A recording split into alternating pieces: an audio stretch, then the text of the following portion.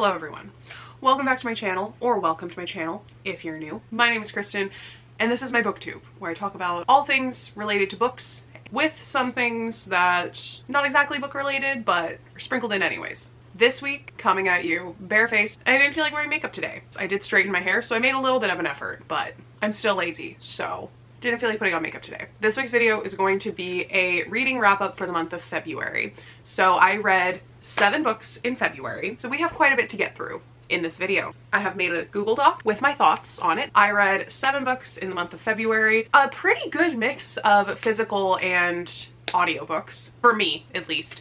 I still read mostly audiobooks, but I think like 43% of the books that I read in February were physical books, which is awesome because one of my goals for this year is to read more of my physical books that I own on my bookshelves. I definitely did that in February, so very proud of myself for that. I did a really good job of sticking to my TBR and finishing the books that I put on my TBR last month. So the first book I'm going to talk about that I did complete in February was my rollover from the month of January, and that was All About Me by Mel Brooks. So I feel like this book has been on my channel quite a lot. This is a book that I started in January and did not finish before the end of the month, so I finished it in February. For this one, I listened to the audiobook and followed along while reading because there are pictures scattered throughout the book that correlate with the chapters on each movie that he's talking about or each period of his life. So I wanted to be sure that I could see those while I was reading. So this is a PSA. If you were getting bored of hearing me talk about All About Me, this should be probably the last video that you hear me talking about this book because I finally finished it. Go me. If you watched any of my videos in the last few weeks, I'm sure I mentioned how much I enjoyed reading this book. And I did. It was very entertaining. A quite serendipitous turn of fate. I happened to finish it right towards the end of February and then immediately found out afterwards that this coming Monday, he's putting out a Hulu show, History of the World Part 2, and it has a star-studded cast. So I finished his memoir just in time to watch History of the World Part 1 and then watch History of the World Part 2, the show. I'm sure I could watch History of the World Part 2 without seeing Part 1, but reading this already made me want to watch Part 1, so I'm sure I'll be watching that shortly, and I'm looking forward to watching his new show. So even at 96, this man is still putting things out into the world. This man never stops. It was a really good memoir, super interesting. It pretty much spans 90 years, so there is a lot covered in this book. I could listen to Mel Brooks tell me stories all day long.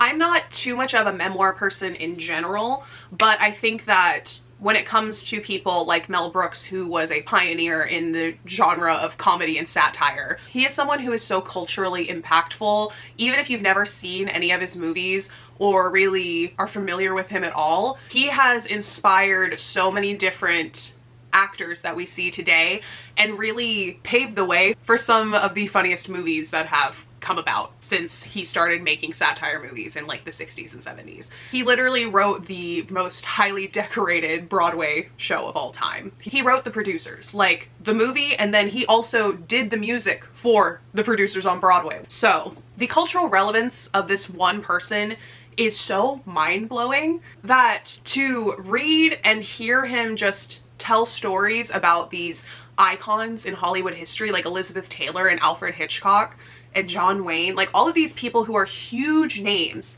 to hear him talk about them so casually, kind of trippy a little bit, but it's also just so interesting. It's really pulling back the curtain and seeing what goes on behind the scenes in the making of these iconic movies. I had to rate it 5 stars. There wasn't anything else I could give this book. I thoroughly enjoyed it. My only complaint was that I wanted to know more at the end. Like, I wasn't done. This book was a really fun nostalgia trip, and it really made me want to watch the movies of his that I hadn't seen and rewatch the ones that I had, which honestly is great marketing for Brooks Films and Mel Brooks in general, because now I'm gonna go watch all of his movies again, wherever I can find them. I may have to pay for some of them, but I will rent them because I want to watch them. So really, this is a great advertising tool. And I mean, it's not surprising because the man is smart. Like, he knows how to advertise. He knows how to get people to want to watch his movies. So not surprising that his memoir kind of worked as a really long advertisement as well. He really takes his time in each chapter to tell you about the making of each movie. Each chapter is essentially a project that he's worked on in his life. So it starts off in the 50s and 60s when he was a writer for the Sid Caesar Show and Your Show of Shows, which is kind of like an SNL precursor, and goes all the way up to 2001 when the producers hit Broadway, and up through like 2015 when he's meeting with President Barack Obama and being awarded various Lifetime Achievement Awards. So I think that it's a very easy book to follow along with. He talks about the controversies with some of his movies and why he thinks that his movies have survived for so long. And he also talks about his friends who were almost cast in the movies or helped him write the movies. But yeah, so I gave this 5 out of 5 stars and I really enjoyed it, and I will definitely be talking about this with my family and friends for a while, for sure. The next one on the list is All About Love by Bell Hooks. So this one I have a complicated relationship with. If you can see, I had a lot to mark and a lot to say, and that is because there are many parts of this book that did not age well. I'll say that. So while reading this, I did have to keep in mind when it was written. I believe it was written in 2001. So you kind of have to keep that in mind with certain things that are brought up in this book, like gender and sexuality and current events that were more contemporary to the time that this was written, that opinions have definitely shifted on in the last 20 years. And I can see how in 2001 this book was groundbreaking. I can see how this kind of made people think critically about what they view as loving behavior and the kind of love that they accept and things like that. I can understand how it was very impactful for the time and it had its place. However, reading it in 2023, I have some issues, fundamental issues with this book. I will say that probably about the first, maybe the first like third of this book, I enjoyed far more than the latter 2/3 of the book. And that's mostly because the first chunk of the book, Bell Hooks is really setting up and defining what is love and how do you distinguish love from lust, from romance, and all of those kinds of things. And I did find that conversation quite interesting. However, in that specific section and also throughout the book, there is a significant lack in the idea of platonic love. I'm the type of person where I really value my friendships highly, and I believe that platonic love can be just as fulfilling as a romantic love. That is my belief. And I think that there is a severe lack in this book of speaking to platonic love. I do think that there are parts of this book that can be applied to platonic love. However, they're all instances where Hooks is talking about romantic love. And things that go into a romantic loving relationship. And though they can be applied to the ideas of platonic love, it's not really explicitly stated or talked about. And I wanted more about things other than romantic love. When I read the synopsis of this book, it really seemed like this was an exploration of all different kinds of love, from platonic love to self-love to familial love to romantic love. But what I found when actually reading it is that in reality it's very much focused on romantic love. So those are some of the issues that I had with the general themes and direction of this book. Now let's get into the things that I flat out disagree with. And those are going to be the examples that Hooks uses specifically when talking about greed in relation to love.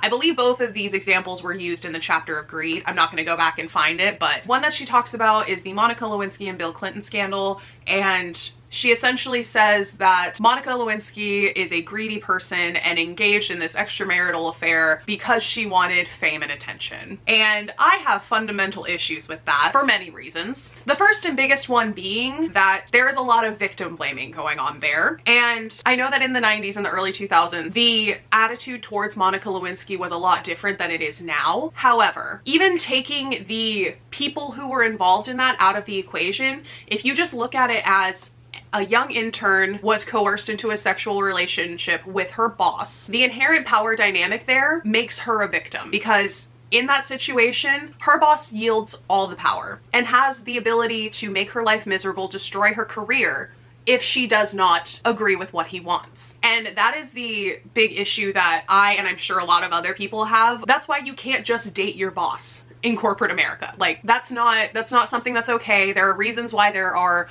rules against it in every HR department, and this book specifically targets Monica Lewinsky, and I don't like that. Don't like it at all. It doesn't sit right with me. Didn't care for it. In case that's not something that kind of gets under your skin, or you don't believe that that's really victim blaming, there's more victim blaming that goes on in this book. The second instance really got to me, and I had to read it a couple times to make sure that I was understanding what Hooks was saying, because Bell Hooks also brings up the Nicole Brown Simpson murder, and she essentially says that it's kind of her fault because she could have left, but she was greedy and was accustomed to her lavish lifestyle, and that's why she didn't leave, and that's why she was murdered. I'm sorry, but I'm just of the belief that no one deserves to be murdered. Like, it doesn't really matter if you're wealthy, it doesn't matter if you are in a seemingly happy marriage. It doesn't really matter. Like, you don't deserve to be murdered. Whether you're greedy or not, whether you're a good person or not, whether you're married to the person you're married to because you love them or because you want their money, it doesn't matter. You don't deserve to be murdered. That's just my opinion. So that was when I had to reread a couple times to really make sure that I was understanding that she was blaming Nicole Brown Simpson for her own murder, and really didn't like that. Really had big issues with that. I know there are other things that I had issues with in this book, but those are the main two, and specifically the last one is one that I had big issues with and I can't stand behind. That was the point in the book where I stopped being interested and just kept reading because I had a book club on this book. If I wasn't a part of a book club and I was just reading this just out of my own volition, I probably would have stopped there and just DNF'd it, because that really made me not want to read it anymore. So because of all of that, I ended up giving a 3.5 star. It only got that high of a rating because I do think that there are some good points made and analyses about love in the beginning part of the book. And the second half of this book, it doesn't hold up. I'm not sure if the opinions held in this book were popular when the book came out, because I was like 7 when this book came out, so I wasn't really paying attention to current events and things and wasn't thinking critically about love, that's for sure. I was a child. But in 2023, ooh, not it. Very much not it. So next we have Book Lovers by Emily Henry. So this book is about Nora, who is a literary agent living in New York City, and her nemesis who works at a publishing house whose name is Charlie. And Nora has this whole vendetta against romances, against Hallmark movies and things like that. So she is a bit jaded, she's a bit cynical, she doesn't really believe in love at this point. Her sister gets her to agree to go to this tiny town in North Carolina from one of her favorite romance novels. Her sister makes this list of things to do so that they are essentially living in a Hallmark movie. When they get to this small town and they're like checking out the area, they find a local bookstore. And when they go inside, who does Nora see at the bookstore? None other than her arch nemesis, Charlie. They proceed to both end up working on the same novel, Charlie as the editor and Nora as the agent for the author. And we have a classic enemies to lovers kind of trope. Now, I absolutely loved this book. I thought this book was so cute. I thought this book was so fun. I really had a connection to Nora. She's very much a workaholic. She loves to read. She is sarcastic and cynical, and those are all qualities that I enjoy in a female protagonist. And so I really liked Nora. I really liked Charlie. He is, you know, the quintessential sarcastic jerk who is quiet and aloof and you don't really know what he's thinking, and he kind of has a pensive expression a lot of the times that can be misconstrued, and definitely is throughout the book. And throughout the entire book there are jokes made against the typical Hallmark movies and romance tropes and things like that that are funny and kind of ironic coming from a romance novel, but they were really enjoyable. They made it fun, they made it funny, and overall it was a very fun read, and I highly enjoyed it. I enjoyed it more than Beach Read, which is the other Emily Henry book that I read in 2021, I think. Definitely enjoyed it more than Beach Read, but it still wasn't quite a 5-star for me. It wasn't like the perfect romance novel for me personally, but still really enjoyed it, still think very highly of it, so I gave it 4.75 stars, and I definitely would read it again, and I would recommend it to pretty much any of my friends, honestly. So next up is The Love Con by Serresia. I'm not quite sure how to say her first name, but I think it's Serresia Glass, and I had such high hopes for this book. I really liked the concept of it. The book is essentially about a girl named Kenya who is a plus-size black woman from Atlanta who is competing on a reality show for cosplayers, where she essentially has to create and design these cosplay outfits each week on national television. And she gets into the finals where she has to do a couple's cosplay. And they ask her if she has a boyfriend, and she panics and lies and says that her best friend Cameron is her boyfriend. And they proceed to follow her back to her hometown and record her progress making her couple's outfit, where she and Cameron essentially have to pretend to be dating. It's another classic romance trope, you know, the pretend dating to real dating kind of thing. And I had really high hopes for this. I loved the premise. I thought it could have been done so well, but it just fell short in so many aspects. And it really just led me to not be invested in the story as much. I really liked the characters themselves. I liked Cameron, I liked Kenya, I liked her best friend Janelle. I thought that they were great characters. They just didn't give me what I wanted out of this book, if that makes sense. The main issues that I have are the fact that Cameron's supposedly been in love with Kenya for years, since they were in college. And he has told her before, and she has essentially shut him down and said, we're better as friends. And now, years later, his feelings haven't changed, as they usually do in books like this. The whole book is told from a dual perspective, so we're getting both Cameron's view and Kenya's view throughout the entire book, which could work if they're both slowly realizing that they love each other, or one is already in love and the other one is slowly realizing that they are also in love. However, the author chose to make both of them in love pretty much right off the bat, which really does away with the whole tension between the two of them.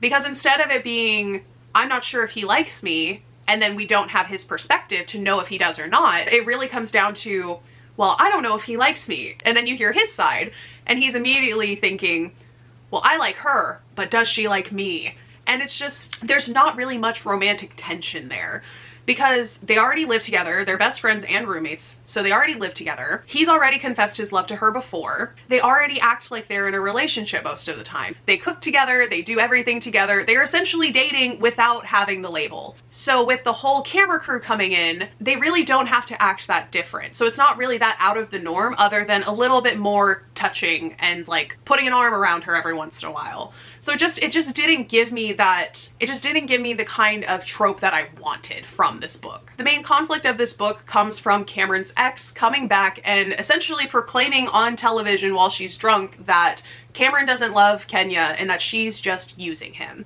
It would have been a better conflict, again, if we didn't know what Cameron was thinking. But throughout the entire book, we already know how Cameron feels. We already know that this isn't true. So it just becomes more of an annoying plot point where this girl is just coming up and she's like, Cameron doesn't really like you. Like, he's just doing it because he feels sorry for you. And you're just reading it and you're like, that's not true. Like, go home, go to bed, you're drunk. Nothing that you're saying is true. This is not cool. Like, why are you here? Go home. And it doesn't really work how the author intended it to. Unless they intended it to be like that, then in that case, it worked perfectly. You gonna lay down if you come up here? Come on, come on.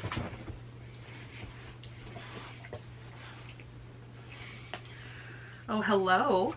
Hi. Okay, okay. I know, baby, I know. So I guess Sadie's joining. Okay. Oh yeah? I guess Sadie will be joining for the remainder of this video. She's made herself quite at home. What was I talking about?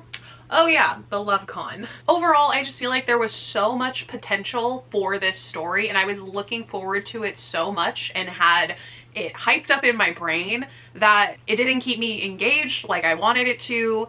And even though I really liked the characters, and I think that the character development was really good, it was the story itself surrounding the characters that was lackluster for me.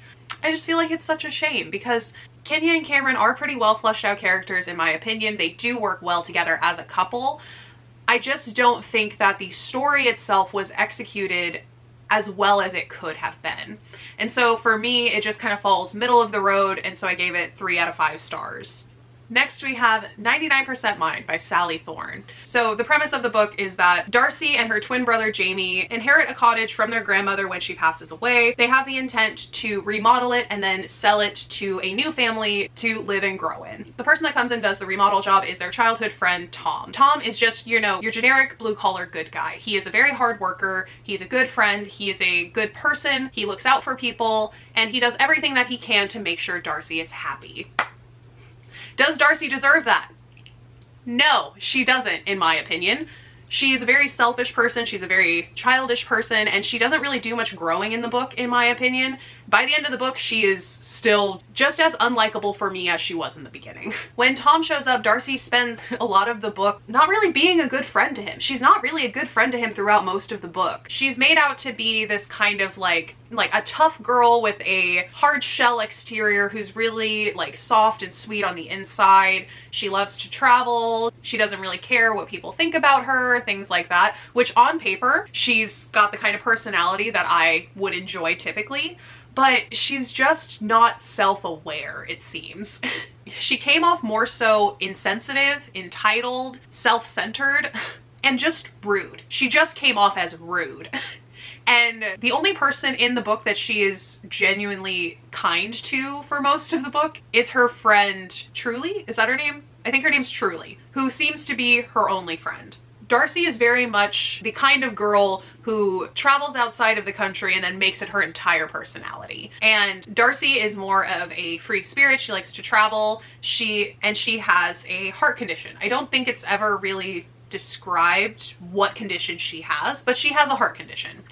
And for that, she needs to take medication. She's not supposed to drink as much as she does, and just generally take better care of herself, eat healthy, all of that stuff.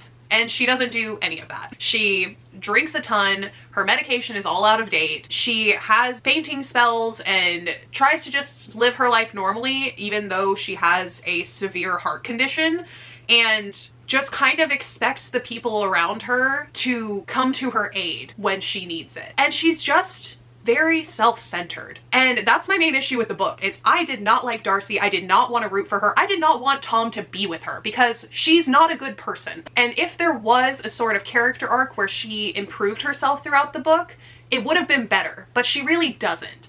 The only thing that really changes in her life is that she admits to herself and to Tom, finally, that she likes him. And then they get together and he takes care of her.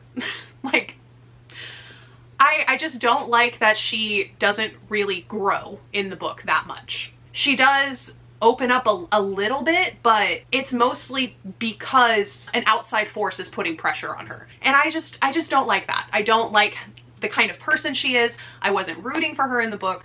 And when the conflict happened and she was distraught, I honestly didn't really feel that bad for her. I thought throughout most of the book that Tom deserved way better than her. It's really an imbalanced relationship, which is surprising to me because I loved the Hating Game. I thought that those characters were great. I enjoyed the story. I thought it was fun, but this one just really missed the mark for me. And it may just be a me thing in how I interpreted the story when I listened to it. All of those things combined, I gave it a 3.5 out of 5 stars. If this book does work for you, that's great. She is just not my cup of tea, and I did not care for her at all. Next up is My Favorite Half-Night Stand by Christina Lauren. So, this book is about Millie, who is a criminology professor at a university in Southern California, and has a group of guy friends who are also professors at the same university. I believe they're all in more science-based fields, and Millie is the only criminologist in their group. They have a game night at one of their friends' homes, and then towards the end of the night, one of her best guy friends named Reed takes her home. When they get back to her house, they end up hooking up, and then afterwards decide maybe it was a mistake. The next day, they then all decide that they need dates for this big commencement ceremony that the university is holding in a couple months.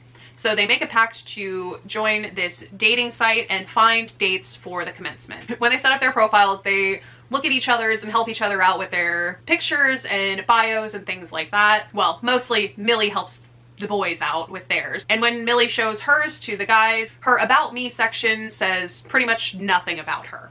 And that is the kind of person Millie is. She's a very reserved person. She doesn't like to share a lot with other people. She doesn't even share that much of the things going on in her life with her best friends. And she does this more so because she doesn't want other people to be brought down by the negative things happening in her life, which I can understand that to a certain extent. I really liked Millie. I thought that she was a cool character. I liked Reed quite a bit too. So I was rooting for them pretty much the whole time to get together. The big issue I had with this book was pretty much in the very first chapter when they have their first hookup. There are paragraphs talking distinctly about how Millie is very drunk and seemingly Reed not that drunk. So that kind of creates an issue of consent in my mind, because there were distinct lines talking about how drunk Millie is in this first encounter with Reed. and it just kind of made me feel icky inside. I don't like that, and it didn't need to be there. Like, I don't know why Christina Lauren decided that Millie needed to be that drunk when they first hooked up. She didn't really need to be drunk at all. Like, they were already best friends before. It could have just been like a heat of the moment hookup kind of thing, and you could have left the alcohol completely out of it. But for some reason they decided to tell you that Millie drank a lot of wine and that she was pretty much not in her right mind at the time. And there's a lot of backpedaling done by Reed the next morning when they're talking about the hookup, but it's just not really addressed in a way that made me feel comfortable with it being written the way it was. That was my only qualm with the book. The rest of the book was really cute, so I just don't understand why that had to be part of the plot. But aside from that, the rest of the book was really fun, really cute. Since I did really like both of the characters, I thought they were both cute and nerdy and quirky and all of that stuff. I was rooting for them pretty much the entire time. I think that their bond together was quite believable. As colleagues, work friends, best friends, all of that stuff, I believed that they were genuine friends. And I can understand the issues that they had with navigating their feelings for each other throughout the book. I also really enjoyed the friends, like the side characters. I thought that they were a fun group of little like misfit nerds, and I honestly could read an entire book about the misadventures of Alex and Ed, and I think that that would be just a fun read in general. They seem like really fun and funny guys. I still think that The Unhoneymooners is my favorite of the Christina Lauren books, but we are now batting 2 good ones versus 1 bad one. So I'm happy that this was a good book. I enjoyed it quite a bit, and I ended up giving it a 4 out of 5 stars. And lastly, I saved the, maybe not the best, but the most opinionated one for last, and that is Wuthering Heights. This one I added in this month as kind of a joke, I guess. I wanted to read more romances this month because it is the month of Valentine's Day, so it was the perfect time to read more romances. I threw in Wuthering Heights because it is touted as a great love story. I knew that I would hate Heathcliff so much. And so I threw it in as like a romance adjacent kind of story that I knew that I was gonna have some opinions on. And I was right. I got a lot of opinions. So I'm gonna try not to make it all about how much I hate Heathcliff, even though that is a majority of the thoughts that I have. And we're gonna talk about some of the other things first, before we tear into Heathcliff. For those that don't know, for those who haven't read it, Wuthering Heights is essentially all about the drama between 2 families, the Lintons and the Earnshaws. And the patriarch of the Earnshaw family goes off to Liverpool and comes back with a little boy. He finds Heathcliff in Liverpool. He doesn't have any family, so he decides to bring him home like a stray puppy, I guess, and raise him as his own. And over time, for some reason, the father takes a shine to Heathcliff and starts showing him more affection than his other children. And this leads to Hindley, the biological son, hating Heathcliff. And he starts to bully him and beat him up regularly, and Heathcliff becomes close with Cathy, Hindley's sister, and the other Earnshaw child. This is where our main, I guess you could call it, love story happens. I don't even want to call it that because it's not even really love, it's more obsession than anything else.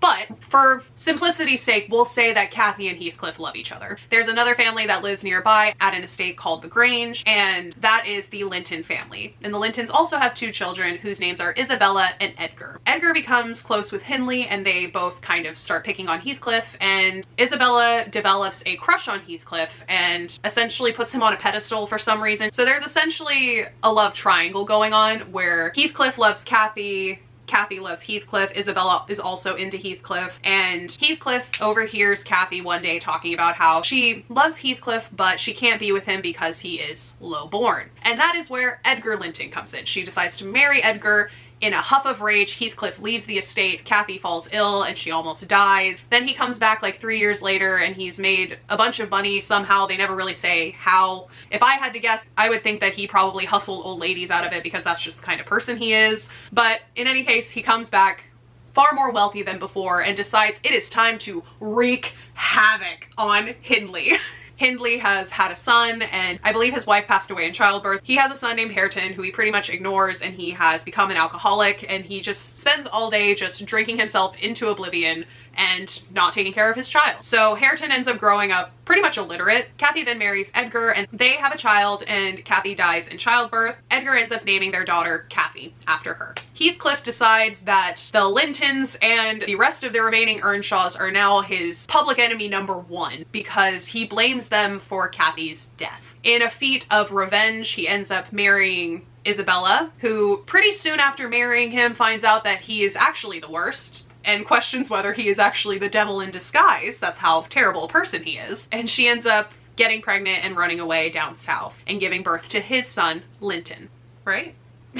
I need a family tree for this. It gets complicated. Yeah, Linton. Then when Isabella dies, Linton is sent back up to live at the Grange, so he meets his father. So in the meantime, Hindley passes away, and Heathcliff essentially becomes the guardian of Hareton, who he pretty much makes a servant in his house to spite his father. This child has done nothing to Heathcliff, and he is like, you are the child of my sworn enemy. You're gonna be my stable boy. So he grows up and he's still completely illiterate, can't read, can't write. Heathcliff decides that his ultimate bit of vengeance is going to be to force Cathy, the love of his life's daughter, to marry his son, Linton, who is a sickly boy and is really kind of just as bad as his dad in some ways. And this will be the final dig that he can give to Edgar Linton. Heathcliff forces Cathy to marry his son, Linton, who passes away shortly after they're married, which essentially means that Heathcliff now owns the Grange and Wuthering Heights and is in control of all of Cathy's money.